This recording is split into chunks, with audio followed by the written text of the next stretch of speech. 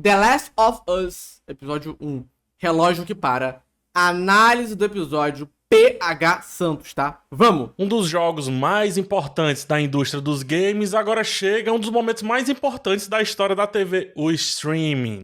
Disclaimer, nunca joguei o jogo, eu assisti a série de maneira totalmente inconsequente, porque eu queria jogar o jogo sem saber de nada, mas enfim, fui assistir e é isso aí. Sou massa de manobra, quis participar da conversa social e agora eu quero ver o que o PH Santos tem a dizer. Será que o PH jogou? Vamos lá começar essa jornada guiada por esses dois personagens que Vamos. fazem qualquer Tô relógio ansioso. parado nunca parecer tão parado assim. Vamos começar a nossa jornada sobre The Last of Us. Bora, caralho, tô ansioso, hein? Eu só vou assistir essa série pra poder acompanhar o PH falando, mano. Eu quero ficar mais inteligente. Esse é o vídeo de análise do episódio. Nele eu Bora. adentro bastante na história do episódio em questão, nesse caso o primeiro. Busco os símbolos, os assuntos, os Os símbolos, será que vai trazer a maçã pra temas gente? e bato um papo contigo usando cada um deles. Sendo assim, Tranquilo. é evidente que temos spoilers. Fique então por sua conta Spoiler do episódio, não do jogo, tá? Vou deixar e claro. risco. De cara, te peço aquele like desse vídeo e, se possível, que se inscreva no canal. Toda segunda-feira, de manhãzinha, terá essa análise por aqui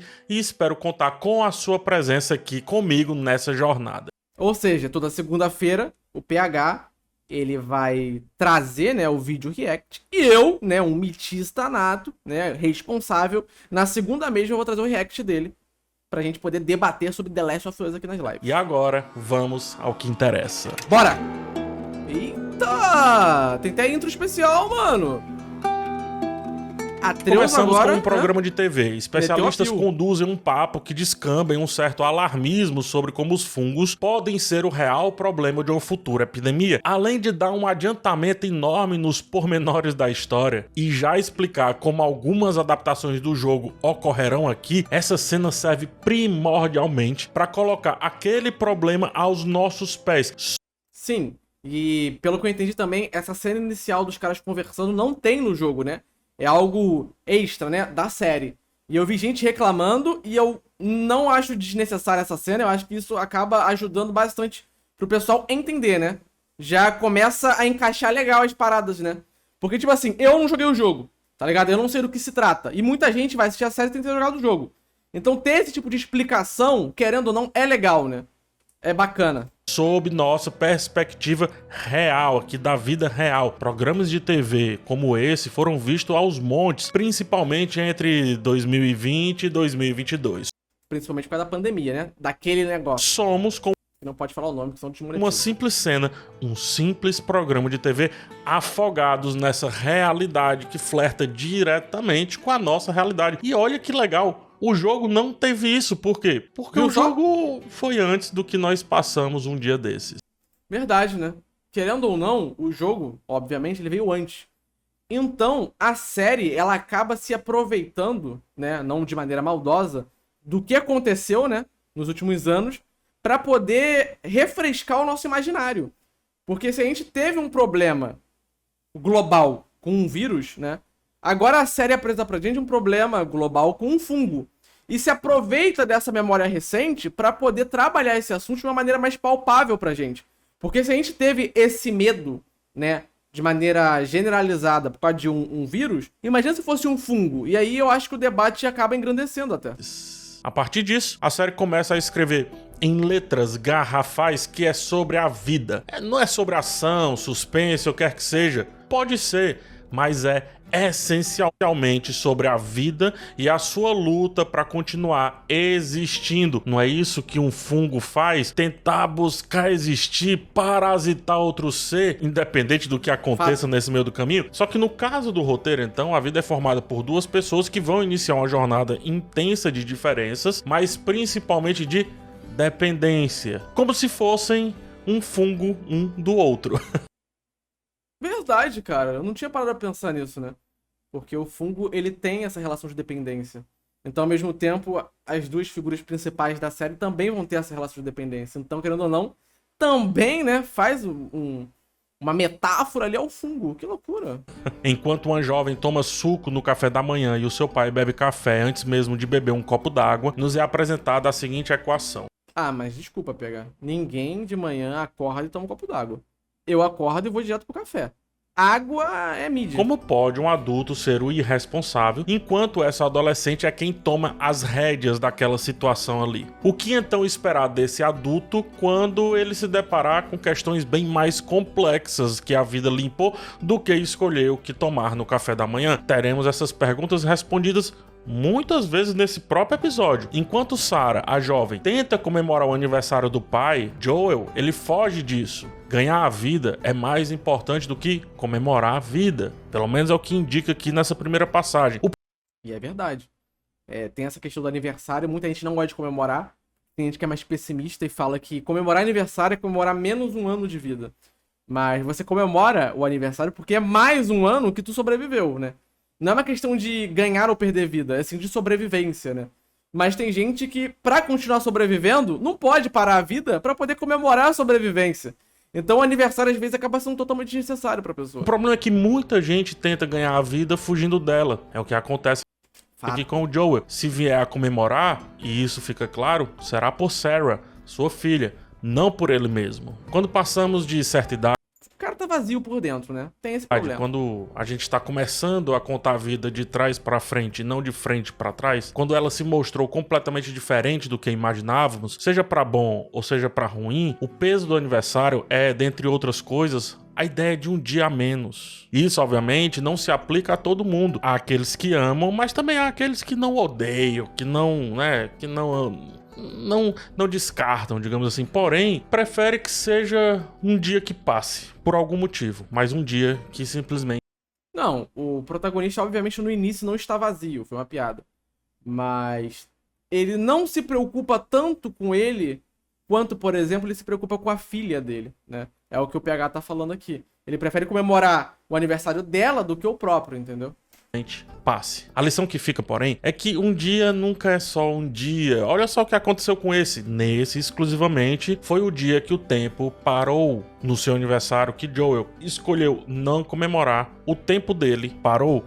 O seu relógio vital parou justamente quando essa menina, quando Sarah, lhe foi arrancada em um tiro não acidental, mas também acidental. E isso é muito poético, porque Sarah, ela buscava consertar um relógio, consertar o tempo do seu pai, consertar a vida dele, lembrando-o de tomar vitamina C, enquanto ele, indiferente às questões da vida, e um dia, creio, saberemos porquê, já havia se retirado da pecha de ser o adulto responsável. Sim, e eu não sei se tem relação, porque eu não joguei o jogo, mas talvez tenha relação com a possível mãe da Sarah, né? Porque ela não apareceu. Então, ou eles são divorciados, ou ela morreu. Mas como ele não citou ela até agora, em momento algum na série, eu citaria, né? Se eu tenho uma ex-mulher, aconteceu um apocalipse, né? Eu tenho a minha filha, mas porra, tua mãe, né? Caralho, vamos, né? Então, acho que a mãe dela morreu, né? A esposa dele. Então, provavelmente, isso tem a ver com essa... não tristeza, mas desapego dele com ele mesmo, né? Não com a filha, mas responsável até consigo mesmo. Enquanto a Sarah visava ter o tempo consertado, Joel não percebia que tempo ele perdia e, porventura, que jamais ele iria recuperar. Na cena da morte da Sarah, a direção sempre tenta enquadrar o relógio no pulso do Joel. A cena é perfeitamente igual ao jogo, e quem viu meu react lá no começo dele sabe muito bem como essa questão específica me chamou a atenção. Felizmente, chamou também a atenção do Greg Mazin, o diretor, provando, e espero que essas perguntas se encerrem por aqui para sempre, que as coisas, elas só são por acaso, se não forem pensadas ao acaso. Fato, mano. Quando o PH veio aqui, né, na live, a gente conversou, ele falou muito disso, né? Como as coisas que o pessoal diz que, isso aí não tem nada a ver, isso é por acaso e tal. Normalmente não é por acaso. Se tá ali é porque tem um significado, né? E isso é verdade, né? Esse que ele tá falando, o enquadramento realmente foca no relógio porque tem toda essa relação ali. A gente não consegue ver a parada, a gente não consegue racionalizar isso tão rápido. Que nem ele provavelmente fez na hora, notando isso. Mas quando a gente consegue ter mais carinho, né, no olhar das coisas, a gente consegue notar umas paradas muito maneiras. Nada em tela é por acaso. Se for, você é o responsável por mudar isso. E se no final das contas parecer por acaso, é porque você é de fato aquele que não conseguiu tirar do acaso. Na regra dos terços, na proporção áurea da fotografia. A nossa proporção áurea, hein? Falei bastante disso aqui nos Que é a caixa de extensão mesmo. O relógio sempre se fez presente, sempre se fez relevante, mesmo quando a Sarah estava indo embora daquela realidade, estava indo embora nos braços do seu pai. Porque ali, naquele momento, naquele mísero segundo, Joel dava adeus ao tempo que lhe restava e iria viver sob a tutela do tempo que lhe faltava. E no final do episódio, né, quando ele conhece a Ellie, ela fala pra ele, pô, teu relógio tá parado. O relógio dele para de novo de funcionar, né? Depois desses 20 anos que vai ter de time skip. Então, o relógio, ele é a figura central desse episódio, né? Querendo ou não. Afinal, a saudade é o que faz as coisas pararem no tempo, disse Mário Quintana, a quem humildemente eu complemento dizendo que a saudade nem o tempo cura, só faz maior. Caralho, cara, o PH é um poeta, cara. Não tem como.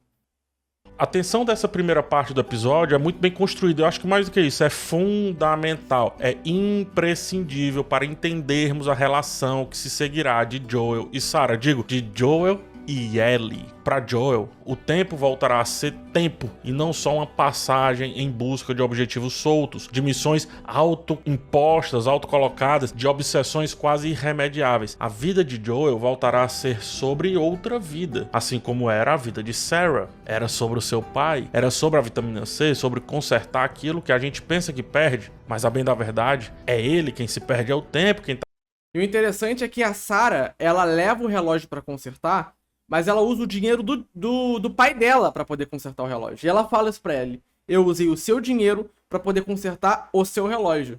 Ou seja, ele tá dando a vida ali pra ganhar o dinheiro. E no fim de tudo, é o dinheiro dele, o próprio esforço dele, que paga a volta, né, do tempo dele. Isso é muito doido. Tá se perdendo a gente, não Ele se paga, né, o esforço perde dele. tempo. Ele só está correndo, só está existindo. Esse começo é a série em seu estado mais perfeito possível. E qualquer coisa que venha a acontecer, deverá sempre consultar quem esse homem era, quem sua filha gostaria que ele fosse, e no final das contas, o que ele representa para aquele mundo, aquele novo mundo. Eita, caralho, edição boa, hein? Edição forte, hein? O novo normal daqueles é brutal, zero esperança após o surto de infecção proveniente do fungo, um fungo que se apossou não só dos corpos, mas também da vida como um todo, se apossou da realidade. O que resta disso então é procurar por vida, parasitar o que resta da vida. Procurar, quem sabe, pela sua própria questão, pelas suas próprias reflexões, pelos seus próprios objetivos e quem sabe de quebra pela vida que tem no mundo. O primeiro contato que temos é de um jovenzinho aparecendo como uma esperança. Diz o clichê que a esperança é a última que morre. Mas essa frase não combina com esse contexto. Verdade, e eu até queria saber disso, né? Aí, ó. É isso que eu ia falar. Eu fiquei com a sensação que esse jovenzinho ia de base, né? No início que eu vi ele. E, tipo, de fato, ele chega, né?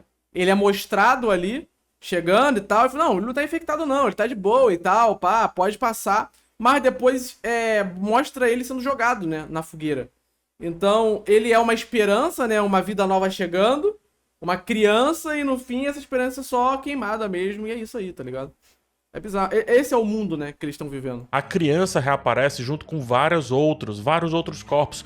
Joel descarta os corpos e depois segue pra pegar ali o seu pagamento. É só mais um dia. Como pode? O cara que noutras lutou bravamente pela sua filha agora tratava figuras parecidas com ela como lixo. A verdade, porém, é que aquilo tudo é o que resta para aquelas pessoas, ou seja, eles são o presente é tudo o que eles têm, porque esperança é sobre futuro. E é tipo assim, uma parada interessante é que, além dessa cena de jogar as pessoas na fogueira ali, que elas fazem isso para poder ganhar dinheiro, é um trabalho, também tem momentos ali onde, por exemplo, o governo militar, que tá ali dentro daquela muralha e tudo mais, acaba sentenciando pessoas à morte, porque elas fizeram algo de errado. E as pessoas elas se reúnem para poder assistir. Aquilo fica de exemplo, mas só que não é só um exemplo. As pessoas estão ali para assistir porque elas também estão ali pela barbárie, tá ligado? Então, aquele mundo que tá se formando são de pessoas que, além de não ter esperança em nada, de ter visto tanta desgraça que praticamente a vida não tem tanta validade, não tem um valor mais, porque é um corpo humano, joga fora, é isso aí. Já deu, morreu, é isso. Aqueles caras quebraram as regras, então mata eles e tá tudo bem. Então o pessoal acaba funcionando menos como humano e mais como algo irracional, né? Algo mais instintivo, né? Então é muito doido. Eles vão ficando mais vazios, talvez. É sobre o que ainda não existe.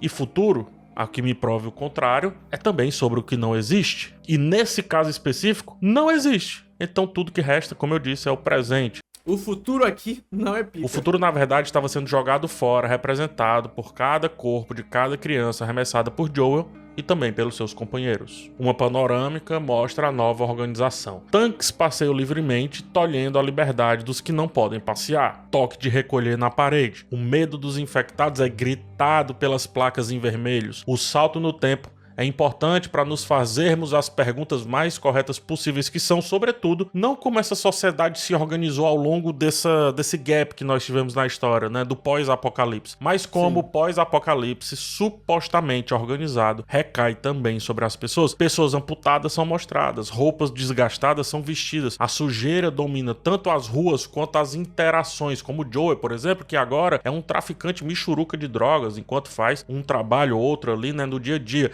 Traficante usuário, diga-se de passagem. Ele tem uma vida embebida pelo caos mental, dominado pelas suas obsessões. Maneiro.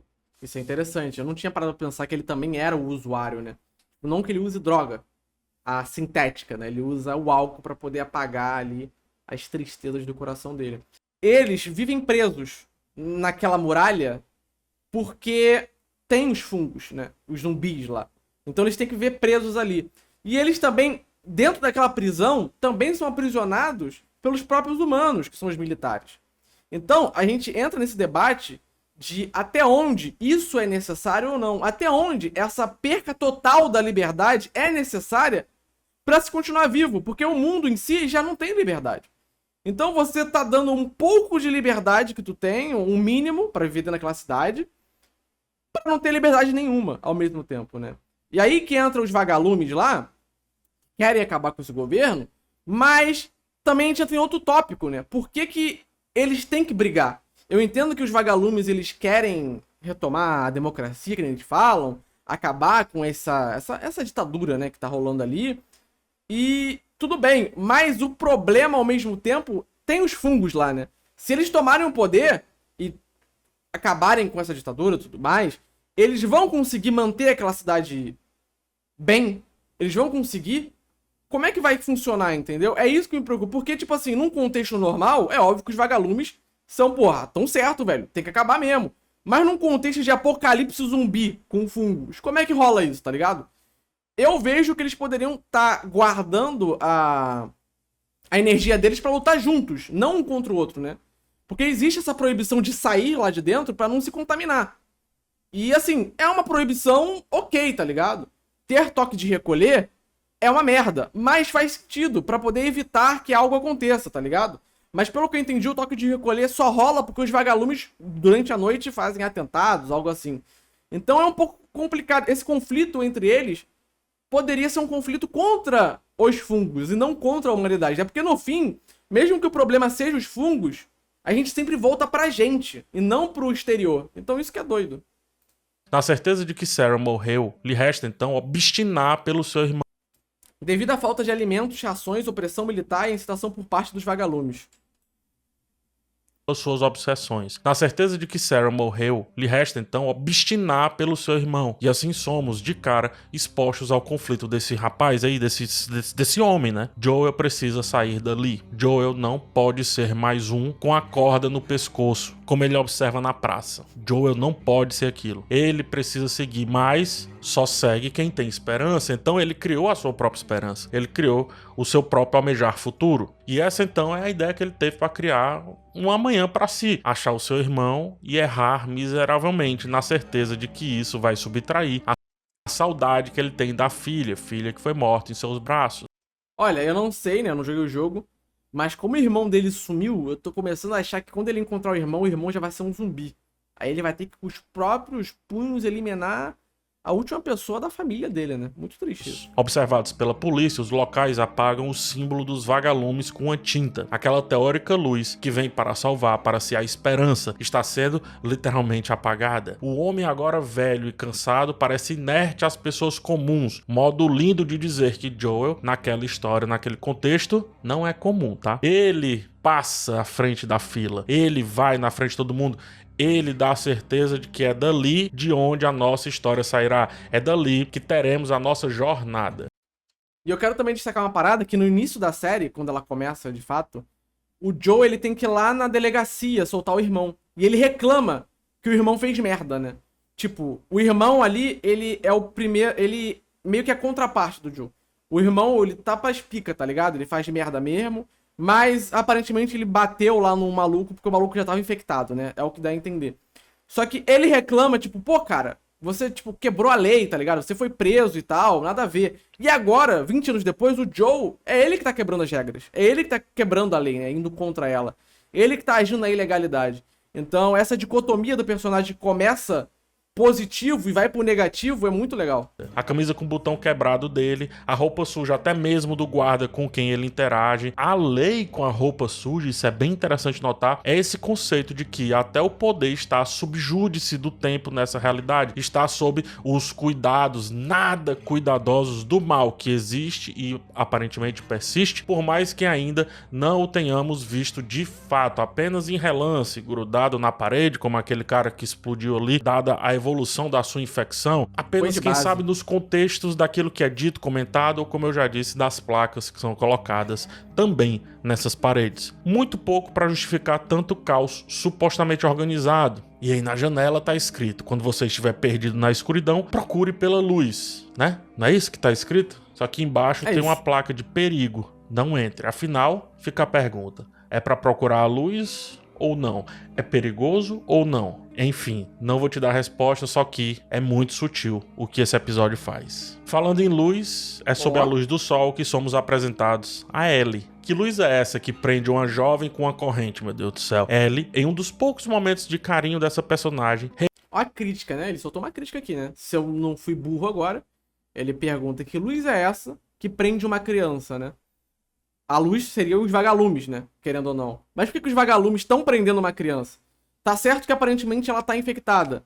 Mas da mesma forma que eles vão contra a ditadura militar que tá rolando ali, porque eles fazem coisas tipo prender pessoas, matar pessoas e tudo mais, eles, querendo ou não, mesmo sendo a oposição, fazem parecido, fazem semelhante. Eles têm esse controle também.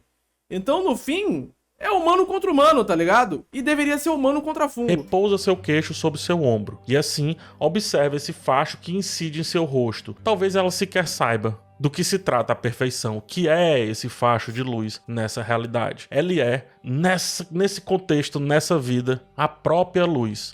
Essa própria perfeição. Porém, como convencer para um único raio de sol que ele é o próprio sol? Ou ele não é o próprio sol, ou o sol é o astro, e a luz é o resultado desse astro que paira sobre nossas cabeças? Logo, por que não dominar a luz e tê-la só para si? Não é isso que pensaram os antigos viventes que tiveram ali o sol como um deus? Por que não então dominar o sol e tê-lo como um dia tiveram, como um deus só seu, só parte do seu destino? Essas questões parecem tolas, mas um dia farão muito sentido, confia.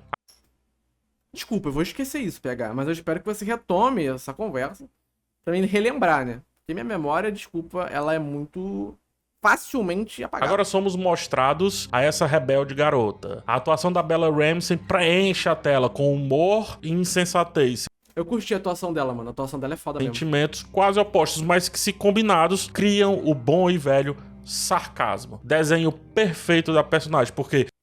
cria um mitismo, né? Vamos ser sinceros? Cria um mitismo. A Ellie é mitista nata. Sarcasmo entre Ellie e Joel é o que segue aqueles diálogos jogados entre uma cena e outra, entre um corredor e outro, dentro do jogo. E isso não necessariamente é a personalidade de um ou de outro. O jogo, ele precisa disso para preencher alguns espaços, mas aqui não. E aí o que é que eles escolhem? Eles constroem uma personagem perfeitamente sarcástica. E isso foi muito bem feito em pouquíssimas cenas. Será que o PH vai falar do tweet da Aremo ou ele vai só ignorar mesmo? Dúvida que me surgiu aqui da atuação da Bella Ramsey. O toque sutil aqui, né, desse segmento é trazer de novo aquela frase: quando perdido na escuridão, quando perdido nas trevas. E aí a frase dessa vez não tem o complemento escrito na parede. O complemento é a própria Ellie embaixo dessa frase. Caralho. Eu não tinha parado pra pensar nisso, mas de fato é. Ela que tá na luz, né? Ela é a luz. Pô, bizarra essa cena, velho. Cena foda. Isso aqui é foda. Isso aqui é semiótica estralando num nível foda, tá? De fato, eu nunca ia notar isso se não tivesse visto esse vídeo, velho. Porque na hora ali a gente vai assistindo, a gente não para pra pensar, tá ligado? Mas de fato, cara. Observando-a e, como eu disse, sendo, de fato, a luz. A gente vai ver pra quem. Mas, por enquanto, a luz. Eu acho que é a luz pro Joey, né? Porque com ela, ele consegue criar um novo motivo pra continuar vivendo. Eu acho que os dois vão desenvolver uma relação de paternidade, né? Ele pai e ela filha, né? Adotiva, sei lá. Vão desenvolver esse tipo de relação entre eles.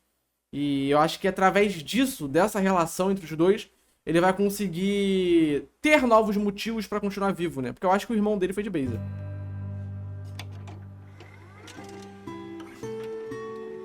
Corta para Joel perdido nessa escuridão, tentando achar o seu irmão lá pelo rádio, não conseguindo e se perdendo dentro de si, dentro das próprias amarguras, dentro do tempo que lhe resta. Quando acorda, a Tess está lá, machucada, minimizando os ferimentos que Joel cuida com muito carinho. Afinal, mais do que uma companhia, Tess, lhe parece uma parceira, uma dupla, uma cúmplice. O tema da bateria surge. Algo tão banal hoje em dia e tão importante naquele cenário. O que Joel não esperava é que, ao procurar a bateria propriamente dita, encontra finalmente a bateria mais importante para sua missão. Missão de vida, não aquela de encontrar o seu irmão. Missão de viver. A missão de recuperar a sua própria essência. Ele mesmo. A missão das missões vem com várias conquistas após. A tal da bateria, outros suplementos e o que mais ele quiser. Mas na cena que encontra Ellie, a bateria fica pra trás, ele dá as costas a isso e vai, no caso, ao encontro do seu novo rumo. Aquela garota chata, mas também obstinada em pegar a faca e agir, como fez com um guarda um pouco mais à frente, e também safa ao descobrir os códigos das músicas que tocam no rádio.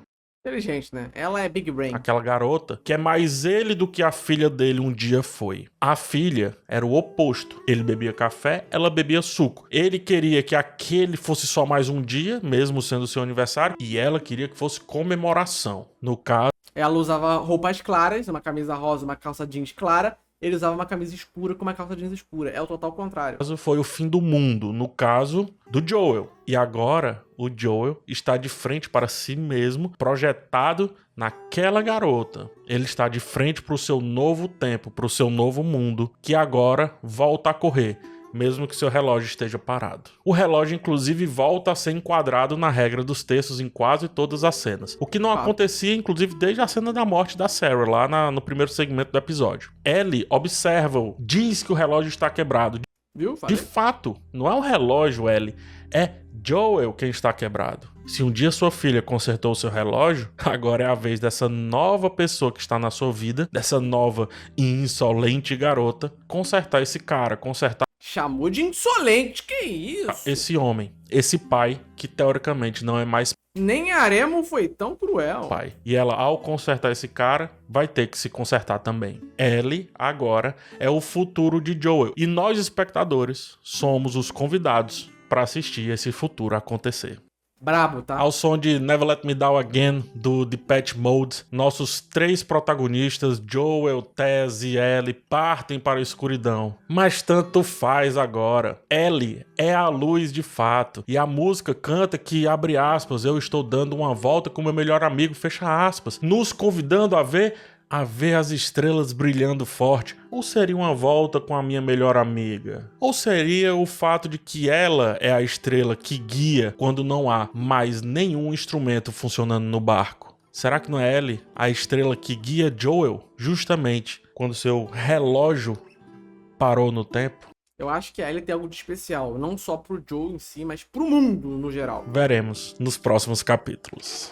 É isso, gente. Esse foi o primeiro texto sobre a série. E aqui no primeiro comentário tem algumas dicas com links da Amazon. Coisas relacionadas a The Last of Us, obviamente. Maneiro. Porém, fazendo qualquer compra por esses links, não só das indicações que eu dei, basta você entrar pelo link, já me ajuda. Eu fico com um troquinho e o preço não muda em absolutamente nada pra ti. Maneiro. Nada, nada. Muito obrigado por ter chegado até o final desse Foda, vídeo. tá? Tenho certeza que vamos ter bons momentos juntos aí nas próximas 9 segundas-feiras e assim espero te ver em todas elas. Um forte abraço em vocês, até o próximo vídeo e tchau. Foda, cara. Vídeo foda. Qualquer coisa que tu assista e depois vá ver a análise do PH, o bagulho engrandece de um nível bizarro, cara. PH tem que tomar cuidado. Se a Key Alves vê ele, ela quer sápio sexual e ele é um gênio, né? Ela vai querer ir atrás dele. PH que é casado, tá? Vamos respeitar o nosso reizinho. Adorei, adorei. Mitada.